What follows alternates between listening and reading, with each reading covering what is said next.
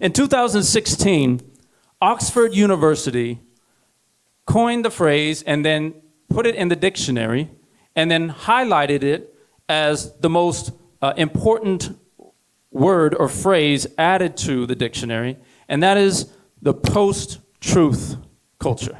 It's absolutely funny to me that you would actually say post-truth, as if truth is no longer relevant. What are they saying by post-truth culture? They're saying really one of two things. Number one, there is no objective truth. That means that you can have your truth, and you get a truth, and you get a truth, and you get a truth, and you know what? You can have three truths. And they can all contradict, but it doesn't matter because it's your truth. That's something that you hear a lot. Well, my truth. That's your truth, but my truth, no, it actually doesn't work that way.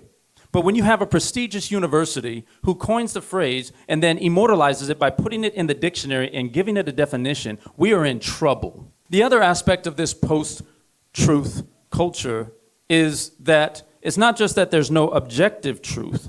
It's also based on the fact that they say that you can't really know truth. They make truth a mystery in order to try and remove any responsibility from knowing the truth. Let's just say you can't find it. Let's just say no one can really know.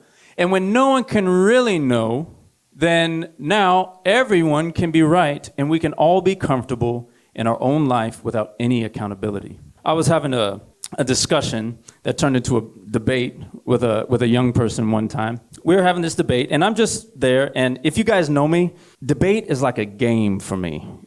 I enjoy it. I really enjoy debating because I love defending truth, and I also like discovering greater truth. I don't mind being wrong because it means the next time I could be more accurate and more right. So I really enjoy the discussion of debate. It's not so much the competition of it, but the discussion, the sharing of ideas.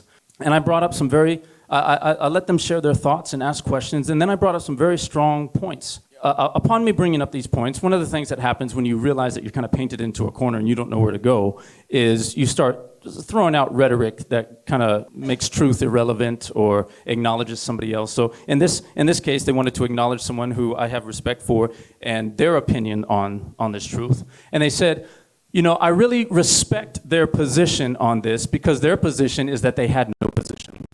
It's like, oh, it can kind of go this way. Oh, it can kind of go this way. And they said, I could respect that. And what they respected about that was that they were saying that they don't know. One of the evils of this world now in this post-truth culture and even in the progressive Christianity movement is the idea of certainty. They call it the sin of certainty. That if you're certain about something, then that in and of itself is sinful and prideful because you think you know something. So they shame people for having the audacity to say that I'm sure about something. So now respect is given to those who say, oh, I'm not sure. There's this false humility and virtue that's given to them because they say, I don't know.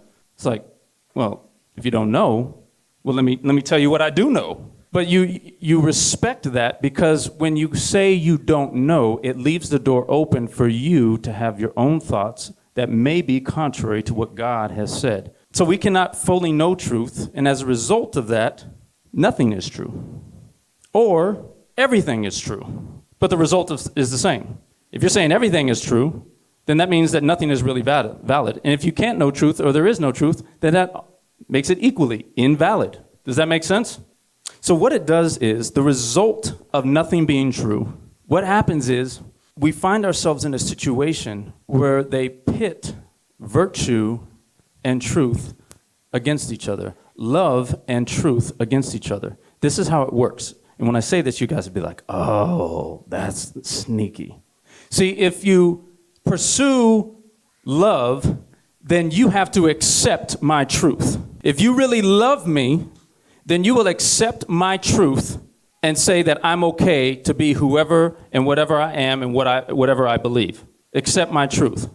If you don't accept my truth, then you don't love me, and therefore you are hateful. So if you actually pursue truth, then you deny love. If you pursue love, their love, you must deny truth. So it creates this false dichotomy pitting love and truth against each other. And now, if you pursue truth in this world, you are a hater and a bigot and closed-minded and a racist and any other name that they feel like calling you because you have not accepted their truth.